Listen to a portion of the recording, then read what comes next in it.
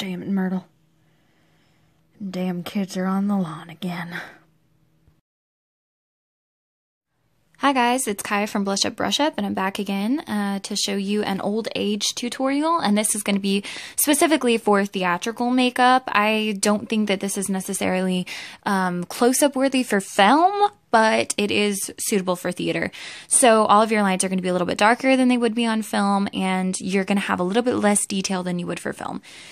Anyway, so what I'm doing right now is I'm going in with the brown from my Marin Paradise Paints palette, and I am using a small little tiny detail brush, and it just has a rounded end on it, so that way I can get into my very fine little lines and wrinkles to create this look effectively. So what I'm doing right now is I'm playing with the under eye area, and what we're doing is just mapping. This is mapping all of your lines out. So a way that you can find these different lines and wrinkles is to stretch your face and think about where you would contour like naturally every day on like your cheekbone and that kind of thing, and that is exactly where you'll place your contour line for this. It'll be a little bit higher and it'll angle down so that way it looks like the face is drooping. We're also going in and creating lines over the top of existing lines, but it's just going to make them a little bit more pronounced. So I'm going in right now and crinkling up different parts of my face. As you can see, I'm making these little lines by the lips because I find that lips tend to pucker as we age. So I'm going in and, oh, cool, decided to show close up of that. And I'm just going in and making sure all these lines are blended enough and light enough that they'll still be passable, but also dark enough that you can still see them. So basically the best way to do this is, like I said, just crinkling your face. Something that you're going to want to keep in mind is different areas are going to be darker depending on where shadow would hit on your face. So the way that I kind of figured out where shadow would hit for me was I'm underneath a light that produces a little bit of a shadow. So half of my face was a little bit in shadow, and I kind of used that as saying, oh, okay, this is a reference point to where shadow will hit on my face. So I'm going in right now and I'm going underneath my jawline, and I'm going a little bit farther than where my jawline actually sits. And why I wanted to do that is so that way it makes the appearance of jowls kind of happen. So I'm making sure that my crow's feet here are dark enough, and I'm just kind of going in and playing with this different area. The biggest thing with this is patience. Now I'm going in and I just wrinkled up my forehead to make a couple of little wrinkle lines toward the top. So now what I'm doing is I'm going to go in with, this is just a flat top brush. It's a painter's brush, very simple to find. I got mine, I think, from Walmart. And I'm just dotting on a mix of a really light white, pale foundation that's about a shade lighter than my skin tone. And then I'm going in with that medium foundation color I discussed in my kit video. And what that's going to be doing is it's going to cause a little bit of a sallower skin tone. And the way I'm applying this is I'm blotting it in. So I'm literally taking the brush and kind of dabbing it into my skin, as you can kind of see. So you're dabbing and tapping to give the texture of actual skin. And I think that texture is very important because that way it's going to look very organic. It's not going to look like you have a bunch of stuff plastered onto your face. So now what I'm doing is I'm basically going in over this map that we created earlier, and I'm blending all of those fine lines out, because as fun as it may look to have these cool lines, you're going to want to make it look as passable as possible. And so I'm just blending everything out. As you can see, I'm doing a downward pulling motion in order to smooth out these cheekbone type of lines, because that is what works best for that particular area to make it look like there's shadowing happening. I'm going in over the lips now because I find that there is a browner undertone and then a white undertone or lighter undertone to people's lips as they age. And now I'm just making sure I'm dotting in and I'm getting all of the precise little lines covered to some extent. So we still want lines to show through, but we want it to look blended enough that, like I said, from a distance, it's going to still look very organic, because we still want to keep these lines. They're our first layer in our map. I got up close to the camera there just to kind of show you a little bit of what it needs to look like at this stage. So you've blended your lines out, but your lines are still very much apparent. So now I'm just kind of digging in the big kit, and what I'm doing is I'm trying to find this little LA Colors. I use this like every time I do theater makeup. It's the little Glamorous palette that I showed. It's really good for bruising as well. It's awesome, awesome, awesome purchase. LA Colors, $1. I think you could probably find it online, somewhere like Mod Deals or something like that. That's just a discount website. And what I'm doing with that is I'm wetting a round-ended elf, just simple, cheap little brush, and I'm wetting that down and then taking a very light, it's like a brown tan color that's in the palette, and using that to go in and shadow things, because we don't want the super dark shadow that can be created with that cream makeup all the way through the face. We want it to look very, you know, natural. Like I keep saying, I think that in order to get a decent look, one of the most intelligent things to do is just play with it until it looks natural, until it looks organic to you, until it looks like something that you could walk out into public and from a distance people would go, oh my God, that's an old lady or an old man, you know? So I'm going in right now on the sides of the nose and I'm contouring. That's what I was doing a second ago. I'm in between the brows now, giving these very small little lines. And you want to look at where your natural wrinkles would fall to give this. And I'm going in. I find that the nose also sinks back, but also is a little bit bigger. So we're just creating this wrinkle that'll make it look nice and jowly. And as you can see, the blending is really paying off. And also the use of different mediums is really paying off. So right now what I'm doing is I'm going through and I'm darkening these lines that we lightened up so that way, you know, you have the multitude of layers. It looks almost like the skin is iridescent, like an older person's skin would be. And you can see the discoloration that's happening forthwith. So now I'm going into the jowl type of area. I'm going into the chin right now, and I'm making a little rounded, almost an upside down U or like a lowercase n right above where my chin sits. So that way it looks like my chin is protruding a little bit more. I'm going in and doing the nose and then the underlying area on the other side too. And now what I'm doing is I'm going in and drawing a line up from the nostril, as you can see here, and I'm drawing a little U on the tip of the nose to make the tip of the nose look a little more bulbous. So now what I'm doing is I'm just going in and I'm going to darken up the nose contour because I really want my nose to look very thin and come into a very bulbous point. And I'm blending it out with my fingers because fingers are awesome blending tools. There's no reason to go out and buy a beauty blender for something like this because you're just going to take off your detail. You want to use your finger and just use a very light touch. So now what I'm doing is I'm going in and just darkening up the under eye. I'm giving that secondary lid type of effect going on. And then I'm going up right next to the eye, between the eye and the nose, and I'm darkening that area to make it look as though there's a lot of shadow going on between the eyes and the nose. So the eyes will look a little bit more sunken. Now I'm going in and just kind of shading underneath, making sure that these lines are blended, that they look passable.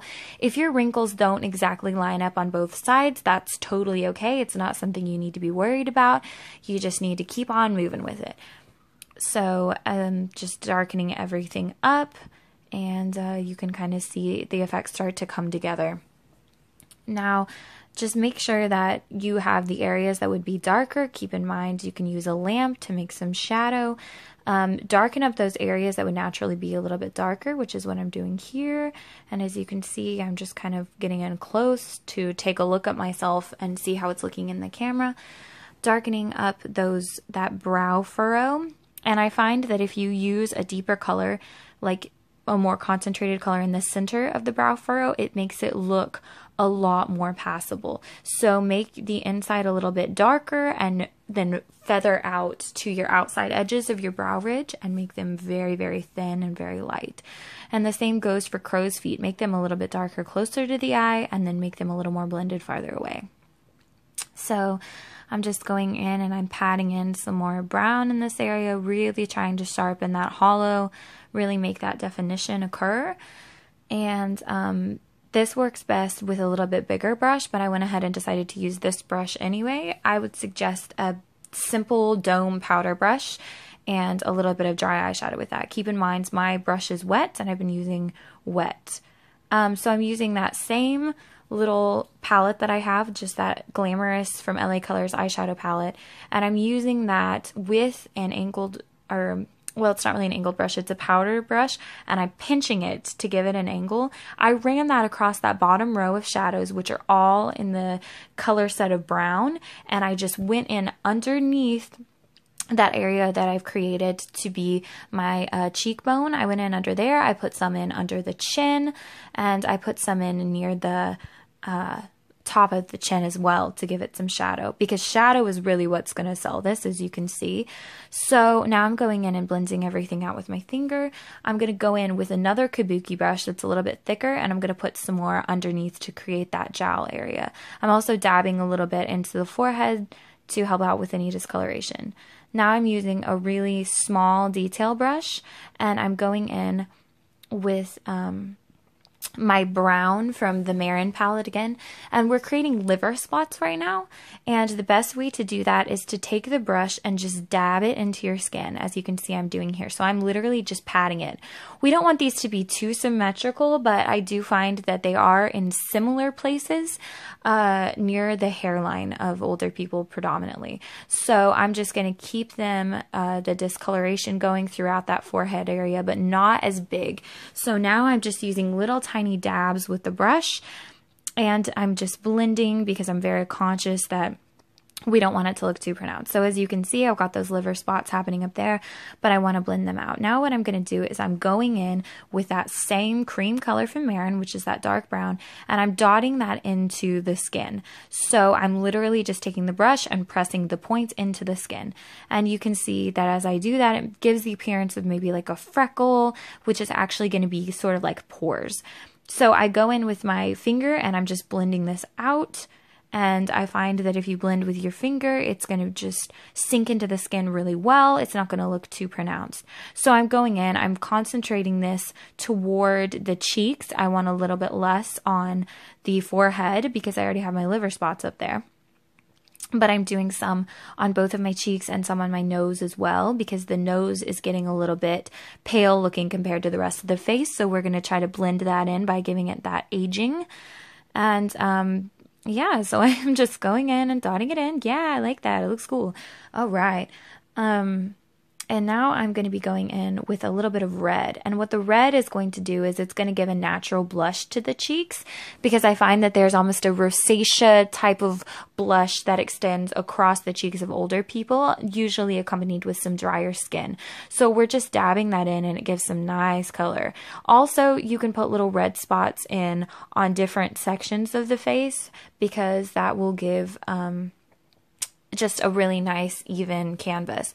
Well, technically a splotchy canvas, and that's pretty cool looking. It just gives all these little details. So I went in onto my lips, put a little bit of red into the lip area because I really, really want that to look special. And earlier I took brown and drooped it down from the corners of my mouth and then pulled to make the mouth look like it's slack a little bit.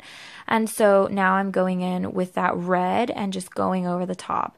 All right, so we are getting that red in there, doing it all up. Oh, making goofy faces, liking what's going on, messing with our hat, you know. And now I'm going to take a little stippling brush, and it's just a rigid paintbrush.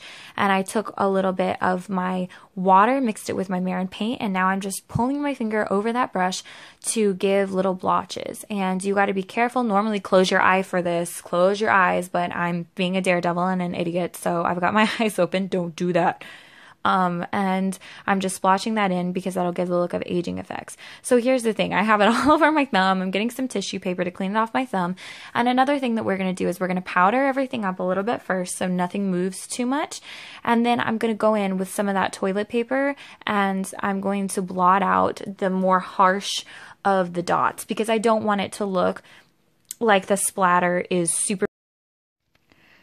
So anyway, what I'm doing at this point is I'm just going through and getting some of that toilet paper and cleaning my brush off.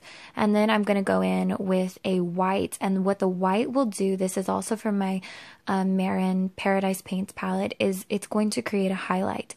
So over the top of those darker lines, literally right above them, you're just going to put in a little bit of highlight. And keep in mind that you want this to be pretty sparse, but it still gives a lot of dimension to the look, especially if you're on the stage under stage lights. As you can see, in places it's a little bit darker than others, but we'll go ahead and blend that through later.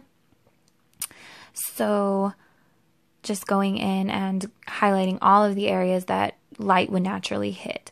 Once again, I recommend being underneath a lamp for this so you can kind of see where light and where shadow fall. I'm going in with a little triangular sponge now, just a latex-free cosmetic sponge, and running that down my face, and I'm blending all of that white in. In places it can be a little more pronounced than others. I like to leave the bags under the eyes with more white because that's just going to create a really cool layering effect. Now I'm going in and I'm splattering a little bit of red, and that just gives a rosacea type of effect like I said before, so I'm splattering that all in.